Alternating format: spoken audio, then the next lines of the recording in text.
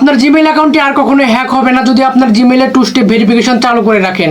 কিভাবে জিমেইলে two step verification চালু করবেন সেটি আজকে দেখিয়ে দিব। চলুন ভিডিওটি শুরু করি। প্রথমে আপনার ফোন থেকে গুগল ব্রাউজারটি ওপেন করে নেবেন।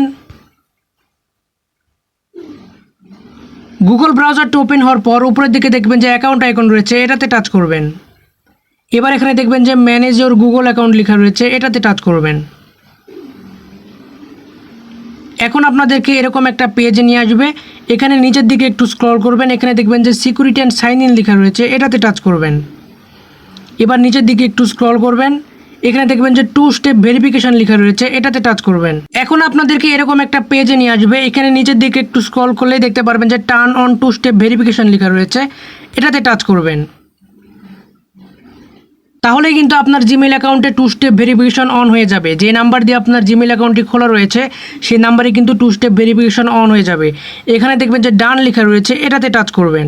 এখন আমাদের জিমেইল অ্যাকাউন্টে কিছু ব্যাকআপ কোড নিয়ে রাখবো, যাতে পরবর্তীতে আমাদের সিম যদি হারিয়ে যায় বা আমাদের কাছে যদি সিম না থাকে তাহলে ওই কোডগুলো দিয়ে কিন্তু আমরা ভেরিফাই করতে পারবো। এখানে নিচের দিকে দেখবেন যে ব্যাকআপ কোড নামে একটা অপশন রয়েছে, এটাতে টাচ করবেন। এবার এখানে দেখবেন যে গেট ব্যাকআপ কোড লেখা রয়েছে, এটাতে টাচ করবেন। এখন কিন্তু আমাদের সামনে 10টি ব্যাকআপ কোড শো করছে। আমাদের সিমটি যদি হারিয়ে যায় বা আমাদের কাছে সিম যদি না থাকে তাহলে এই 10টি কোড দিয়ে কিন্তু আমরা ভেরিফাই করতে পারবো। এর জন্য কী করবেন, এই কোডগুলো একটু কপি করে রাখবেন বা এখান থেকে স্ক্রিনশট দিয়ে রাখবেন।